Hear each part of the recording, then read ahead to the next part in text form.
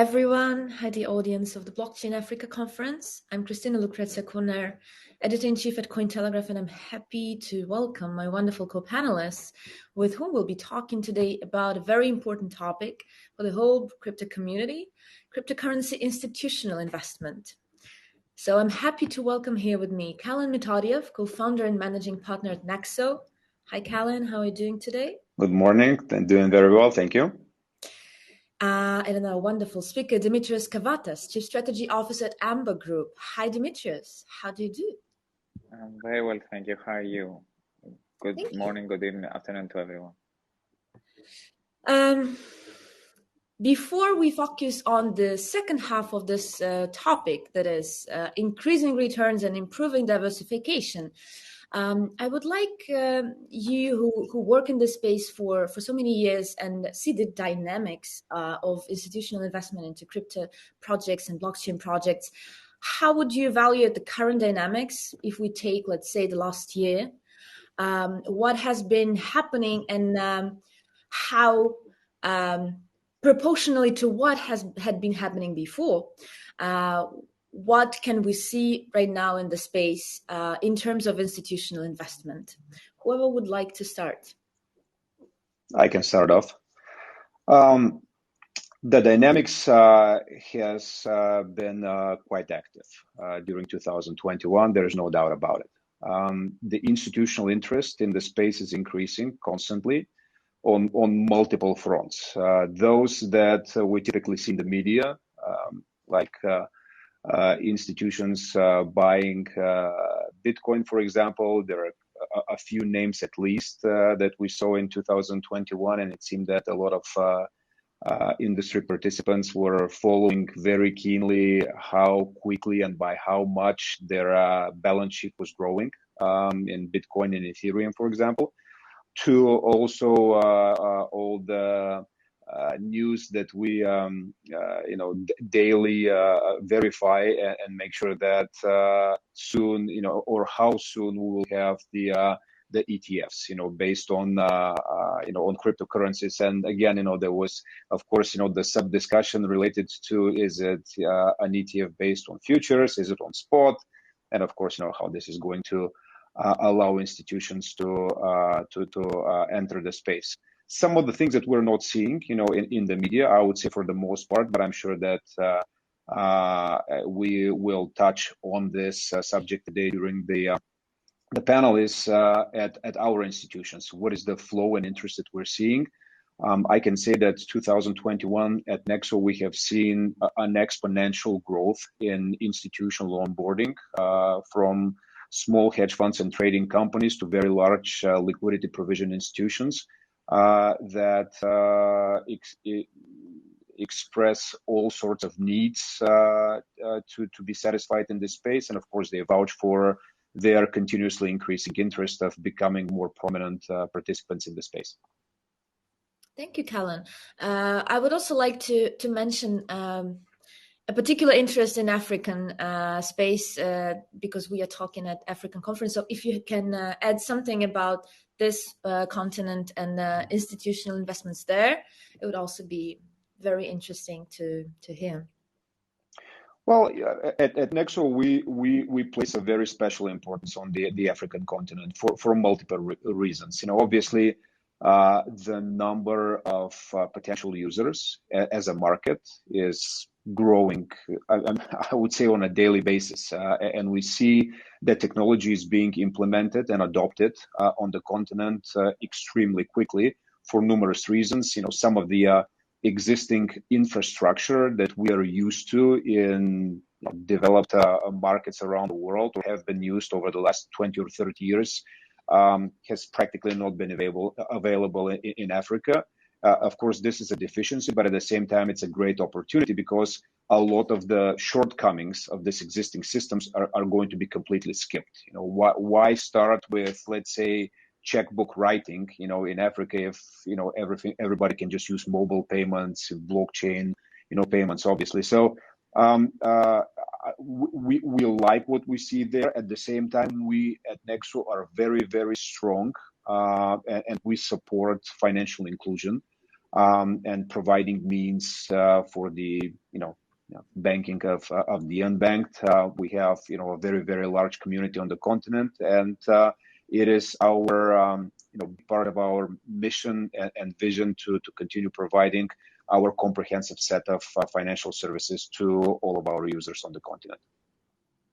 Thank you very much, Kalin. Fascinating. Dimitrios, what is your take on the current situation in the market, and especially with a focus on institutional business? I would echo what Kalin said, that it's been a year of very strong growth of institutional participation. I would say that we can do more, and there will be more. As of now, touching upon what Kalin mentioned about the types of clients that one has seen involvement, being big trading companies and small hedge funds and trading accounts, that actually underlines the limitations of the current infrastructure as it exists, that crypto has become, at the very least, one more asset class for accounts that have been active in the FX or commodity space to participate in. But in terms of real institutional engagement, I use the term not loosely, but in terms of how one called it real money back in traditional finance, participation is increasing, but nowhere close to being meaningful, which actually is, these are the good news, because we think there is a lot more growth to happen, but it will require more clarity, which I think exists. And one, crypto companies, including ourselves, we are doing a lot to accommodate a regulatory and licensing footprint that allows for strong institutional participation, but also more importantly, access to what I would call legacy finance rails. As much as going back to the point about Africa, that one could use blockchain and crypto as a way to leapfrog certain stages of financial intermediation, for better or worse, in the rest of the world, those stages have existed, and they exist, they work, perhaps obviously not as well as we want to, but 95% of global AUM only really has access to these traditional finance rails. So finding a way to bridge the gap between how crypto works today and how every other asset class works today is a challenge that would allow institutional participation to scale very aggressively. So on that, obviously, the ETF is a good point. Obviously, the rest of the world, everywhere in the world, there are ETFs these days, and that hasn't really, it helps, and it's one of the many factors that would allow this participation to increase. So strong growth from a low base. I think there is a lot more, and will be a lot more to be done to take it away from just simple participation as just an asset class to trade on, to the stage where you want it to be a technology enabler across life cycle of assets and the economy, which is what we all aspire it to become, and we think it will be. So I'll stop there. Thank you very much. What we have been witnessing during the last month in particular is that crypto has been becoming more political. And of course, it has its implication on the regulational side. It also has its implication on the mainstream side. How do you see this impacting the institutional investment in general? This crypto becoming part of the political agenda and being a tool in reaching out to some political goals? Well, if you would allow me, I would probably touch more on the first part of the question, the regulatory side of things. There is a little bit of a conundrum in our space. It seems that a lot of people expect that blockchain, the cryptocurrencies, the leading cryptocurrencies, will be adopted more, that there will be greater retail, and of course, what's more important, the institutional demand. but at the same time, they don't want any regulation, and that's just not possible. I mean, you either take one or the other. If we believe that we're going to live in this rose-colored bubble, and there's not going to be any policies and procedures, any playbook that is going to govern our participation in the space, but at the same time, billions or trillions are going to flow into it. It's a pipe dream. It's not going to happen. And we at Nexo have been talking about it since literally the first day when we were established, and we have operated in a strictly institutional manner. Anything related to our overall compliance framework, the way we handle our business risk management protocols, our interaction with customers, and everything for that matter. So the point here is, we welcome regulation. Of course, we always underline that it has to be done right. If you just, if the regulators, first of all, come with, let's say, guns blazing, and they try to convert us overnight, to what traditional capital markets look and feel like, it will be destructive. Innovation, human capital, will flee the space because everybody will perceive it as too unclear, too unpredictable, and too difficult to operate in. So I believe that there is a very fine line, and I really hope, and in our discussions with regulators, we support this approach, that it needs to be done right. It needs to be done with a helping hand, and at the same time, if obviously they need to literally pull our ears to instill discipline, this has to happen. This has to happen as well.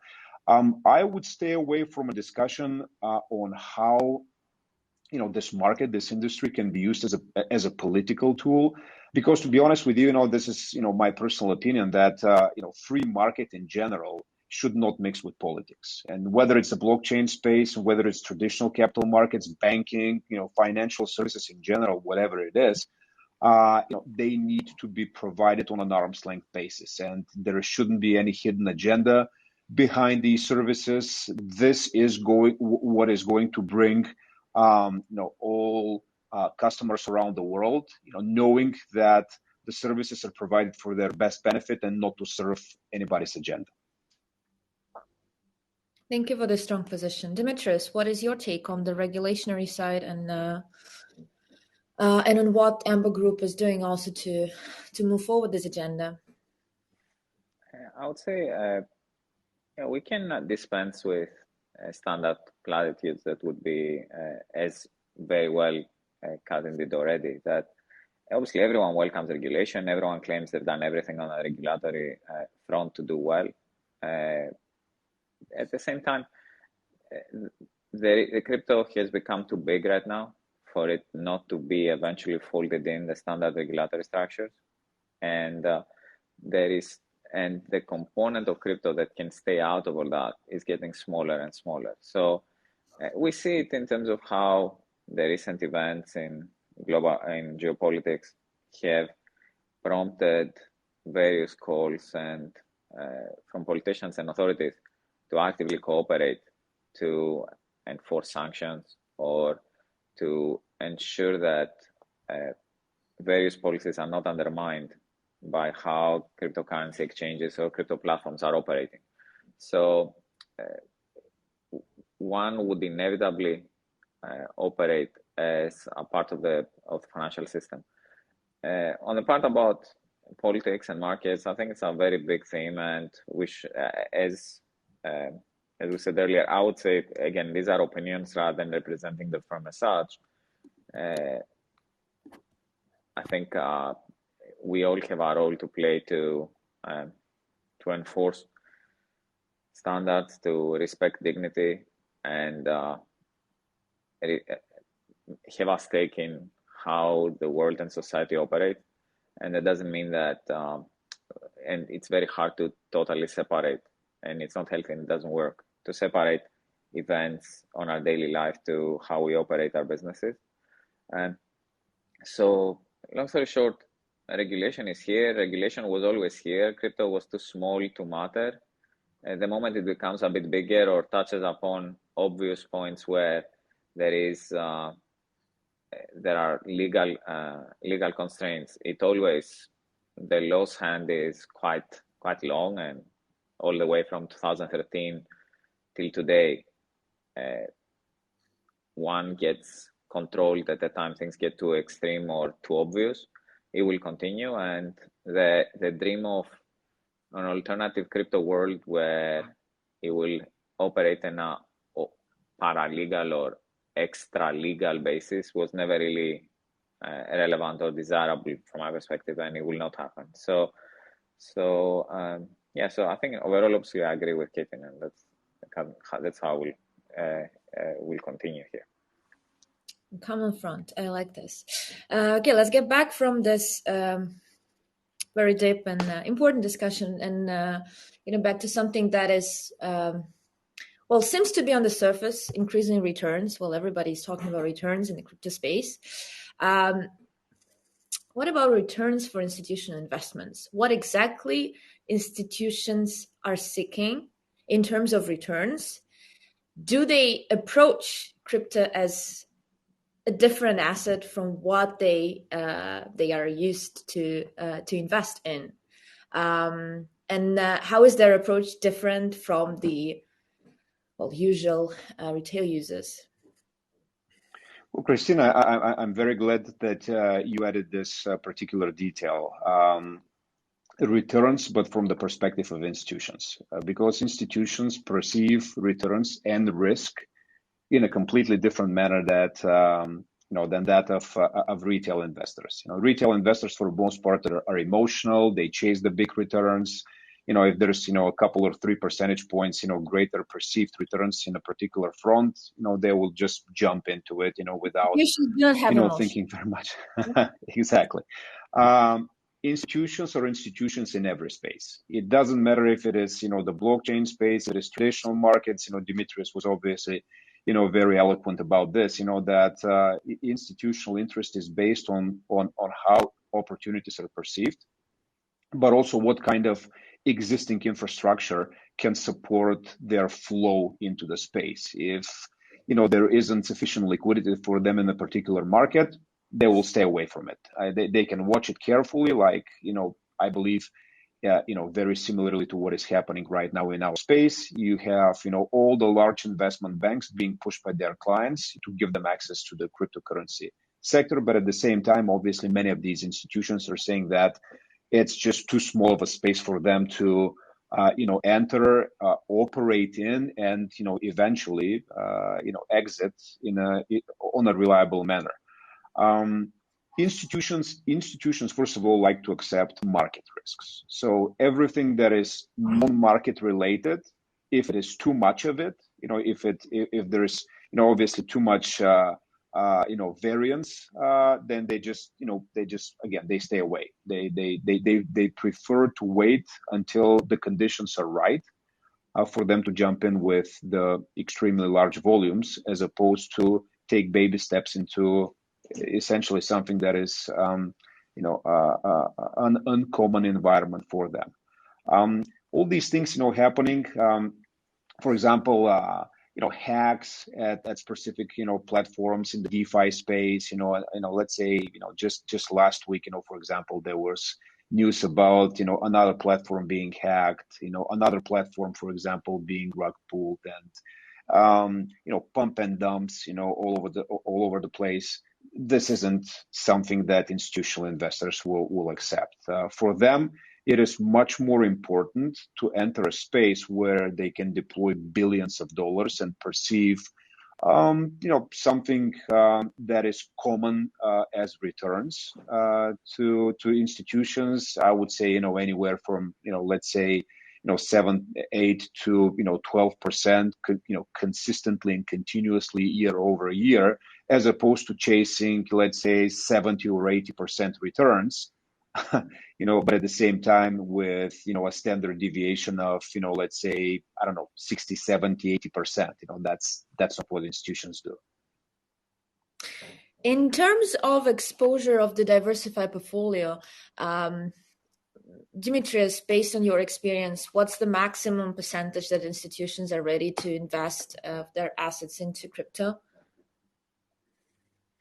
I would say we need to think of it in terms of crypto as like buying Bitcoin or Ether and just enjoy some price appreciation or some diversification benefit and exposure to crypto economics or the crypto economy or Web3 broadly. So I would say on a Web3 broadly basis, rather than just two of the coins, that are the benchmarks in this universe right now, I would say I can see legitimately a case for up to 5 or 10 or even more percent. In terms of the currencies themselves and the exposure to currencies in the context of current volatility, as we said, like if the Sharpe ratios are around 0.5 historically over the last 100 years on US equities, right?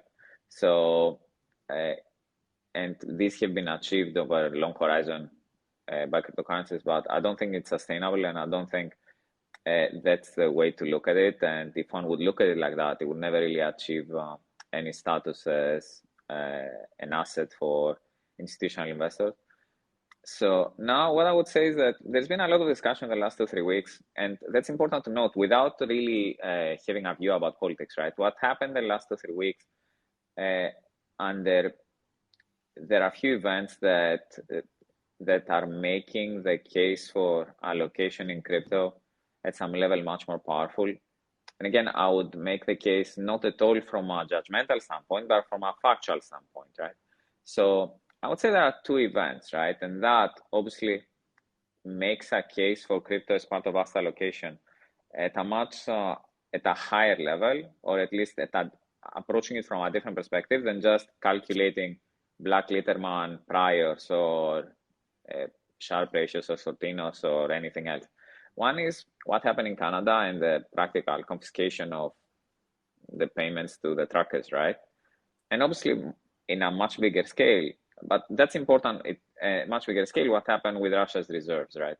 So there's a lot of discussion at very reputable circles, right? I'm not talking about these crypto libertarian Twitter feeds, right?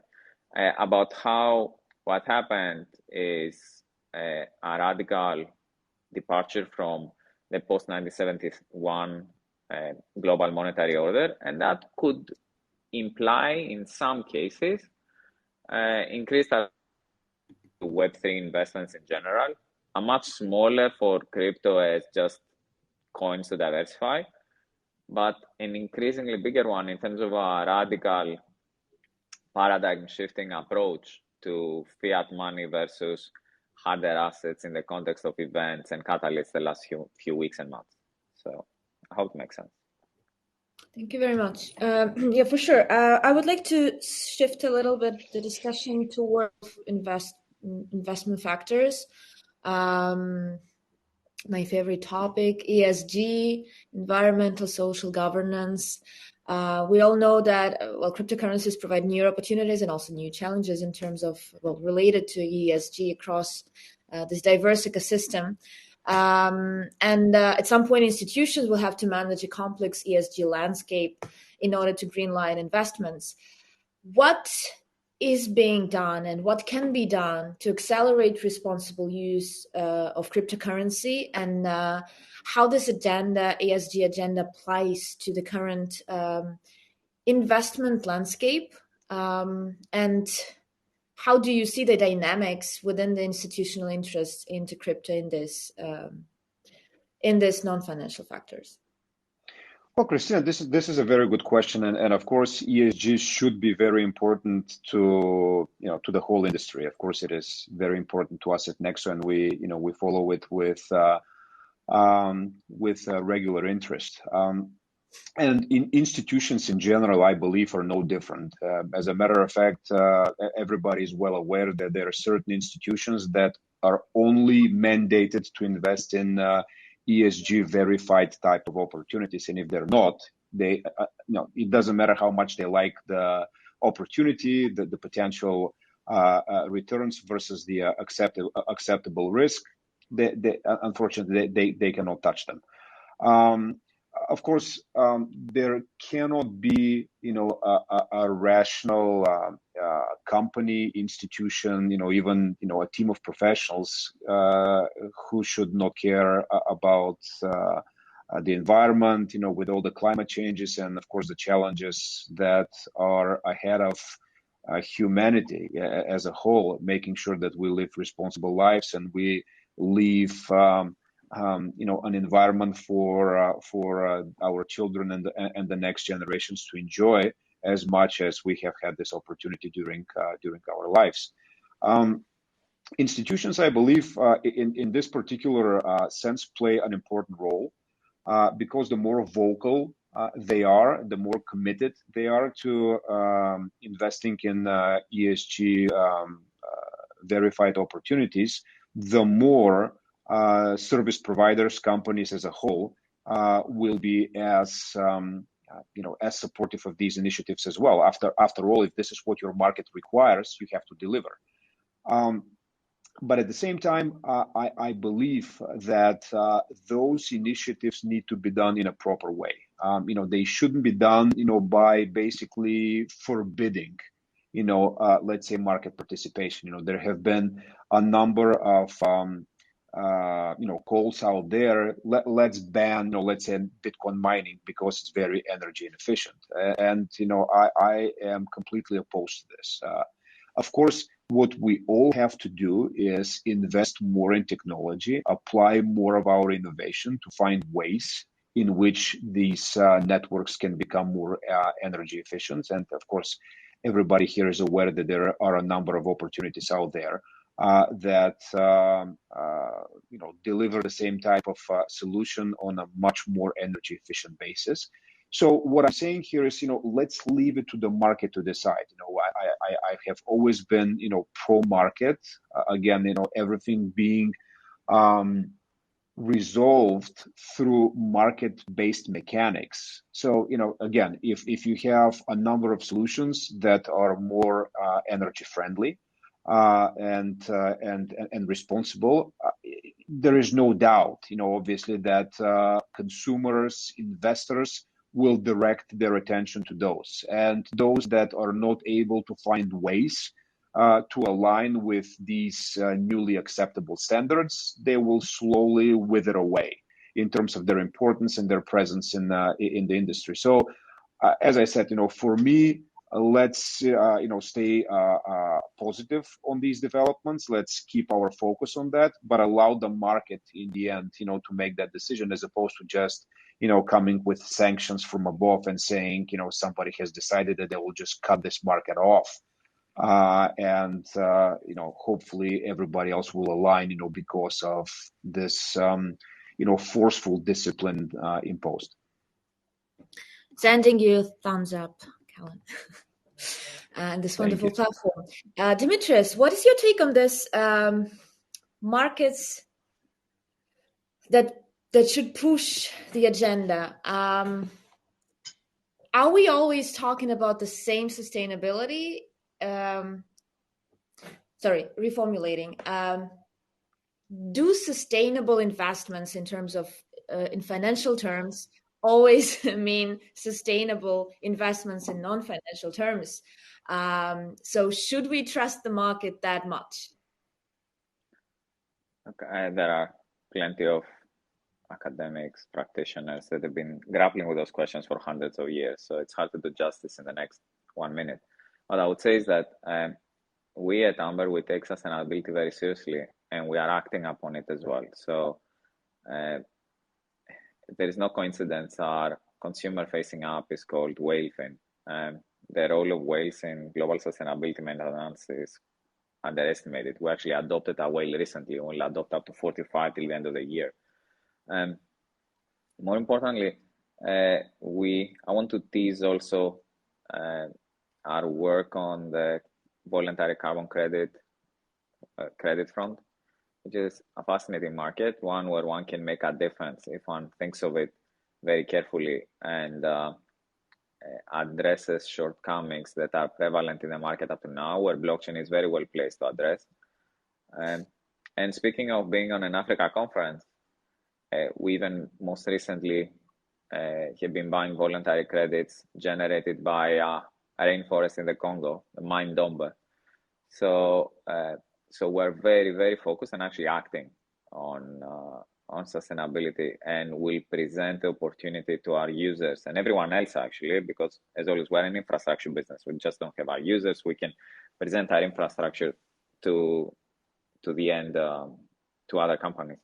So we will have most probably a version of a sustainability module where we can take down barriers to entry in the market so as to provide the appropriate price signals for the price of sustainability and the way for someone to put their money where their mouth is. So we're very excited. We think it's the biggest issue of our times, climate change, and we want to play a central role in that. And we think also blockchain and crypto is extremely well placed to deliver solutions while having governments, regulators having a tailwind from them rather than a headwind, like everything we've done so far.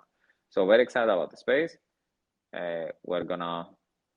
We are making a difference, gonna make a difference for us and our users. And whoever is interested, obviously can talk to me and us in any way after this discussion.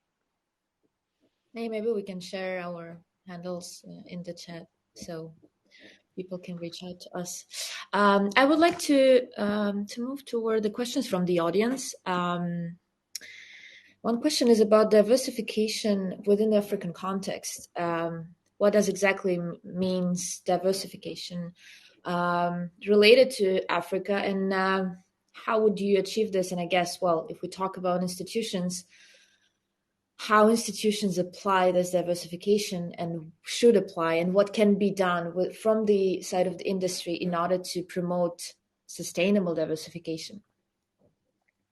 Well, this is, I think, a question that implies multiple answers on multiple levels. First of all, let's just stick to the institutional side of things.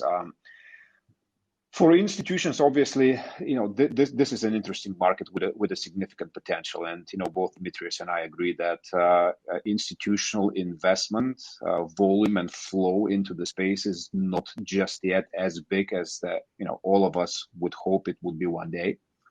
And one of the obviously reasons, there are many reasons, but we have touched on a few of them already. But one other reason is that, unfortunately, many institutions are not able to determine, how to incorporate blockchain investments into their overall portfolio, because it has been difficult for them to account for the correlation with the other assets in their portfolio. So, how can you perform asset allocation if you don't know what the overall effect is going to be? And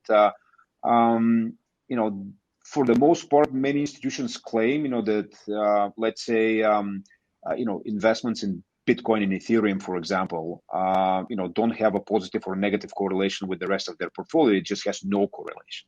And again, hasn't been enough, enough statistics, and the market still is quite volatile and needs to level off. So is it coupled with the equities market at certain points, at others with gold? Is it decoupled now? It's even difficult for institutions to decide.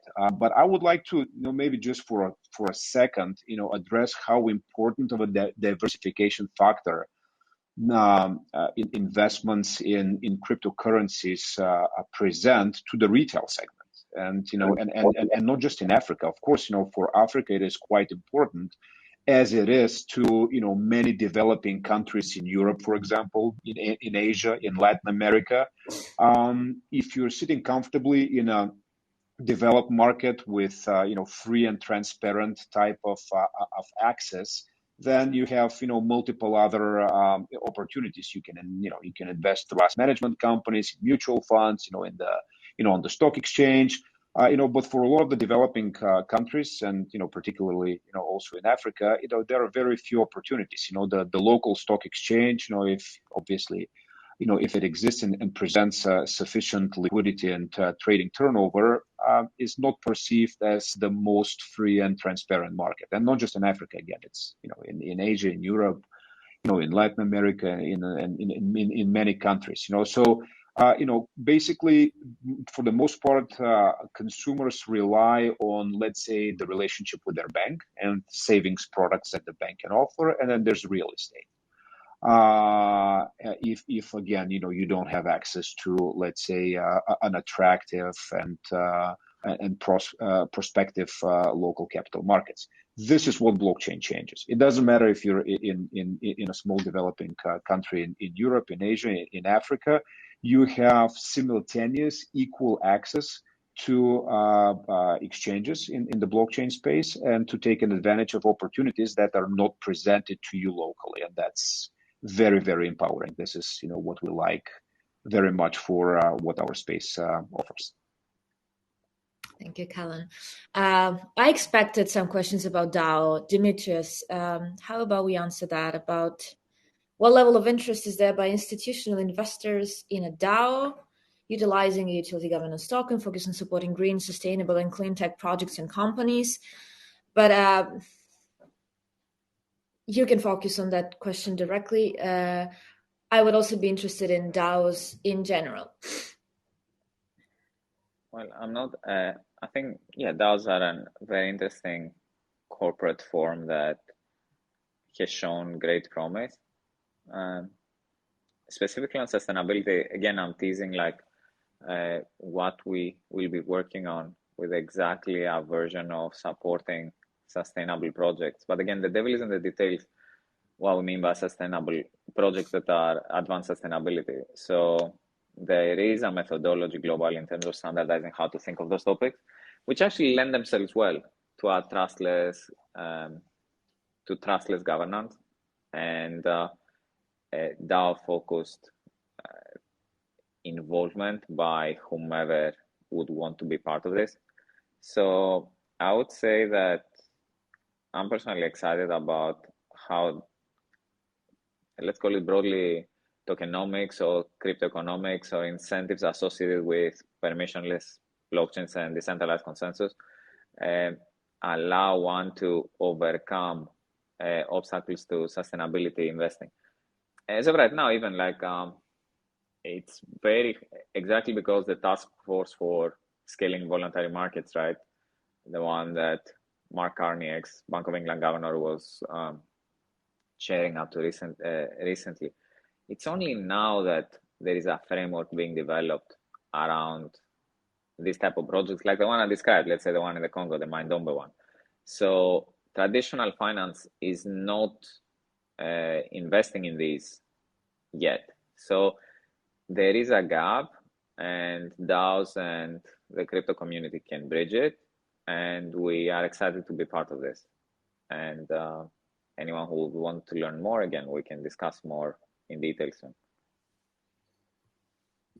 Thank you very much, Dimitrios. I would like to add that for me, DAOs are representing, implementing the soul of crypto community, the community itself. And this is really exciting, how we will start involving people, not only as users, not only as emotional forces we talked about today, but also as an influencer within the financial space, because actually it is. Communities are a very big push factor for everything that is related to economics, but also those factors, non-financial factors that we mentioned today: environmental, social, governance, politics, whatever, on all the continents.